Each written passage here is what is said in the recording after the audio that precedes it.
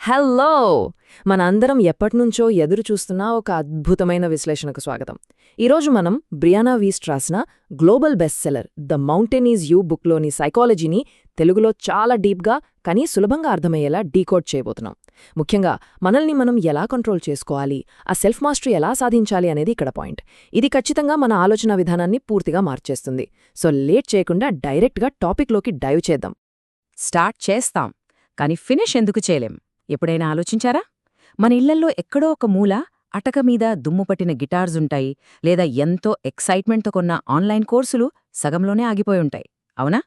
భలే ఉత్సాహంగా మొదలు పెడతాం, కాని పూర్తి చేయడంలో మాత్రం ఎక్కడో వెనుకబడిపోతాం. అసలిలా ఎందుకు జరుగుతుంది? ఆ సీక్రెటేంటో ఈరోజు మనం రివీల్ చేద్దాం.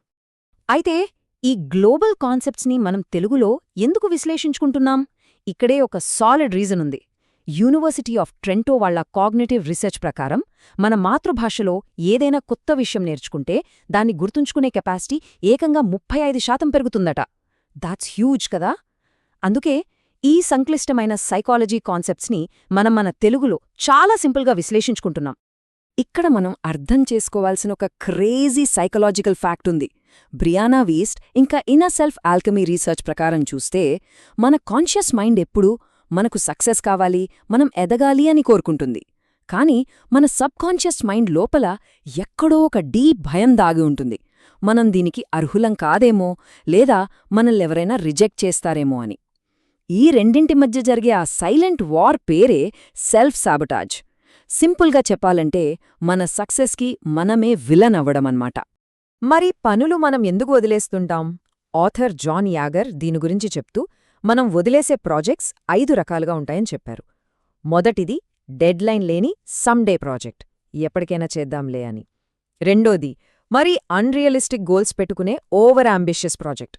మూడోది భయంతో ఆపేసేవి. నాలుగోది ఎక్సైట్మెంట్ తగ్గిపోయి బోర్ కొట్టి వదిలేసే బోర్డమ్ డ్రాప్. ఐదోది ఎప్పటికీ పర్ఫెక్ట్గా ఉండాలనే పర్ఫెక్షన్ ట్రాప్. ఇవన్నీ ఏంటంటే మన బ్రెయిన్లో క్లోజ్ చేయకుండా వదిలేసిన ఇంటర్నెట్ ట్యాబ్స్ లాంటివి. రోజంతా ఇవి మన ఎనర్జీని సైలెంట్గా లాగేస్తుంటాయి. నిజంగా ఇది చాలా షాకింగ్ అనిపిస్తుంది వినడానికి. అసంపూర్తిగా వదిలేసిన విషయాలు మన ఊహల్లో ఎప్పటికీ పర్ఫెక్ట్గా, చాలా సేఫ్గా ఉంటాయి.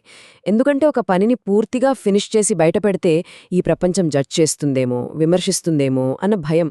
కాబట్టి సగంలోనే వదిలేయడం అనేది ఒక రకంగా విమర్శల నుండి మనల్ని మనం కాపాడుకోవడానికి మన మైండ్ ప్లే చేసే ఒక సబ్ కాన్షియస్ ప్రొటెక్షన్ ట్రిక్ అని చెప్పొచ్చు.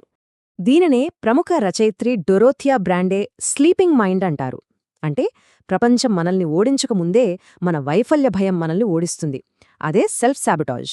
మనకి అతిపెద్ద శత్రువు బయట ఎక్కడా లేడు, మనలో ఉన్న ఆ భయాలే. సేఫ్ జోన్లో ఉండిపోదామనుకునే మన ఆలోచనలే మన అసలైన శత్రువులు. It's that simple and that deep. Okay, problem ఏంటో అర్థమైంది కదా? ఇప్పుడు బ్రియానా వీస్ట్ చెప్పిన ద మౌంటైన్ ఫ్రేమ్వర్క్ ఏంటో చూద్దాం. ఈ సెల్ఫ్ సాబటాజ్ని సెల్ఫ్ మాస్టరీగా ఎలా మార్చుకోవాలి అనేది దీని సారాంశం.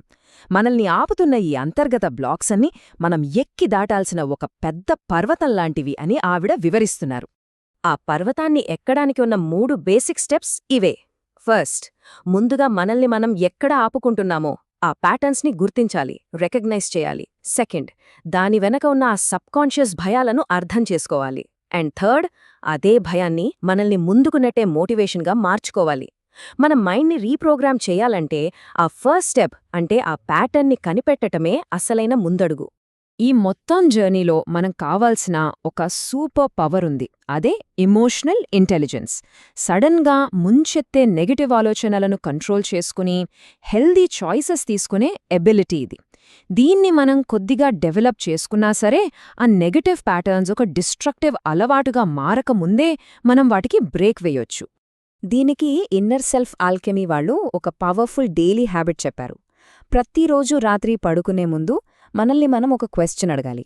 ఈరోజు ఏ ముఖ్యమైన పనిని మనం అవాయిడ్ చేశాం, ఎందుకు అవాయిడ్ చేశామని. ఈ చిన్న క్వశ్చన్ మన లోపలెక్కడో డీప్గా దాగి ఉన్న భయాలను మెల్లగా వెలుగులోకి తీసుకొస్తుంది. అలా అవాయిడ్ చేసిన పని గురించి మనం ఒక పేపర్ మీద రాసినప్పుడు మన బ్రెయిన్ ఆ భయాన్ని ఫేస్ చేయడం స్టార్ట్ చేస్తుంది. ఉదాహరణకు, రిజెక్షన్కి భయపడి ఆ ఫోన్ కాల్ చెయ్యలేదని మనం నిజాయితీగా రాసుకుంటే అక్కడ ఒక అవేర్నెస్ వస్తుంది కదా. ఆ అవేర్నెస్తోనే మన హీలింగ్ ప్రాసెస్ మొదలవుతుంది. అప్పుడు భయపడి ఆగిపోవాలా లేదా ధైర్యంతో ముందుకెళ్లాలా అనే చాయిస్ మన చేతుల్లోకొస్తుంది. సరే, భయాలను ఫేస్ చేశాం. నెక్స్ట్ ఏంటి? ఇక్కడే మనం స్టెప్స్ టు సెల్ఫ్ మాస్టరీ వైపు వెళ్తాం. అంటే బేసిక్గా హ్యాబిట్స్ ఆఫ్ కంప్లీషన్ని బిల్డ్ చేసుకోవడం. సగం వదిలేసే అలవాటు పోయి పని పూర్తి చేసే కాన్ఫిడెన్స్ని ఎలా పెంచుకోవాలో ఇప్పుడు చూద్దాం. బ్రియానా వీస్ట్ దీనికోసం ఇంకొన్ని యాక్షనబుల్ స్టెప్స్ ఇచ్చారు. 1. మన ఎనర్జీని కాపాడుకోవడానికి హెల్దీ బౌండరీస్ సెట్ చేసుకోవాలి. 2. మైండ్ఫుల్నెస్ అంటే ఈ క్షణంలో జీవించడం. 3. మన చేతుల్లో లేని వాటి గురించి వరి అవ్వకుండా మనం కంట్రోల్ చేయగలిగే వాటిమీదే ఫోకస్ పెట్టడం. 4. Prioritise self care. ఈ గ్రోత్ మైండ్సెట్ అలవాట్లు మనల్ని మళ్ళీ ఆ పాత సెల్ఫ్ సాబోటాజ్ లూప్లో పడకుండా కాపాడుతాయి. ఈ కోట్ గురించి ఎంత చెప్పినా తక్కువే. Perfect is the enemy of done. ఎప్పటికీ 100% పర్ఫెక్ట్గా ఉండాలి అనుకోవడం ఒక పెద్ద ట్రాప్. కొంచెం లోపాలున్నా సరే పూర్తయిన ఒక ప్రాజెక్ట్ ఎవరికీ తెలియని, ఎప్పటికీ పూర్తి కాని ఒక అద్భుతమైన మాస్టర్ పీస్ కన్నా చాలా వాల్యుబుల్. ఒక విషయం గుర్తుపెట్టుకోండి, ఈ ప్రపంచానికి మనం ఫినిష్ చేసిన పనులు మాత్రమే కనిపిస్తాయి, మన మైండ్లో ఉన్న పర్ఫెక్ట్ ఐడియాలు కాదు. ఇక ఇప్పుడు డొరోథియా బ్రాండే చెప్పిన ఒక అల్టిమేట్ టూల్ గురించి మాట్లాడుకుందాం. అదే the magic formula, waking up to live. మన ఇన్నర్ లిమిటేషన్స్ని బ్రేక్ చేసి నిద్రపోతున్న మనసును నిద్రలేపడానికి ఈ ఫార్ములా చాలా బాగా పనిచేస్తుంది. ఆ మ్యాజిక్ ఫార్ములా ఏంటో తెలుసా? విఫలం కావడం అసాధ్యం అన్నట్లుగా పనిచేయండి. ఇది వినడానికేదో మోటివేషనల్ కొటేషన్లా అనిపించొచ్చు, కానీ దీని వెనుక సాలిడ్ సైకాలజీ ఉంది. ఇది జస్ట్ బ్లైండ్ పాజిటివిటీ కాదు, మన బ్రెయిన్లో యాక్షన్ మోడ్ని స్విచ్ ఆన్ చేసే ఒక సైకలాజికల్ ట్రిగ్గర్. ఎందుకంటే మనం భయంతో ఉన్నప్పుడు మన బ్రెయిన్ ఫైట్ ఆర్ ఫ్లైట్ మోడ్లోకి వెళ్ళిపోతుంది. అప్పుడు దానికి కేవలం ప్రమాదం, భయం మాత్రమే కల్పిస్తాయి. కానీ మనం ఫెయిల్ అవ్వము అని నమ్మి మనం పని స్టార్ట్ చేస్తే బ్రెయిన్ రిలాక్స్ అవుతుంది. అప్పుడు అది క్రియేషన్ మూడ్లోకి మారుతుంది. ఈ మోడ్లో ఉన్నప్పుడే మనకు కొత్త ఐడియాలు, అవకాశాలు, ప్రాబ్లమ్స్కి సొల్యూషన్స్ అన్నీ క్లియర్గా కనిపిస్తాయి. మరి ఈ క్రియేషన్ మోడ్లోకి వెళ్లకుండా మనల్ని ఆపే ఆ ఇన్నర్ ఎనిమీస్ ఏంటంటే భయంకరమైన ఆత్మసందేహం, అంటే సెల్ఫ్ డౌట్. రెండోది పని చేయకపోవడానికి మనం చెప్పే కంటిన్యూయస్ సాకులు. మూడోది ప్రోక్రాస్టినేషన్. పనులు వాయిదా వేస్తున్నామనుకుంటాం, కానీ యాక్చువల్గా మనం వాయిదా వేస్తున్నది మన లైఫ్ని. ఇది వినడానికి కొంచెం హార్ష్గా ఉన్నా ఇదే నిజం. బ్రాండే చెప్పిన ఇంకొక పవర్ఫుల్ కోట్ ఇక్కడుంది. సక్సెస్ అనేది ఒక ప్రివిలేజ్ కాదు, మనలోని జీవానికి మనం చెయ్యాల్సిన కర్తవ్యం. వావ్, అసలు ఎంత డీప్ మీనింగ్ ఉందో కదా ఇందులో. మన పొటెన్షియల్ని వాడుకోవడం అంటే ఎవరో పక్కింటి వాళ్లని బీట్ చేయడం కాదు. అసలు మనం బతికి ఉన్నందుకు మన లైఫ్కి మనమిచ్చే రెస్పెక్ట్ మన ప్రాథమిక బాధ్యత అని ఆవిడ గుర్తుచేస్తున్నారు. సో ఈ ఫిలాసఫీ అంతా బాగానే ఉంది, కానీ దీన్ని ప్రాక్టికల్గా ఎలా అప్లై చేయాలి? ఇక్కడే మనం ద ఫినిషింగ్ కల్చర్ గురించి మాట్లాడుకోవాలి. మన చుట్టూ ఉన్న సొసైటీలో చాలామంది స్టార్టర్స్ ఉంటారు, అంటే భలే ఉత్సాహంగా స్టార్ట్ చేస్తారో. కానీ మనం ఫ్రమ్ స్టార్టర్స్ టు ఫినిషర్స్గా మారాలి. మొదలుపెట్టిన పనిని వదలకుండా ఎండ్లైన్ దాకా ఎలా తీసుకెళ్లాలో ఇప్పుడు చూద్దాం.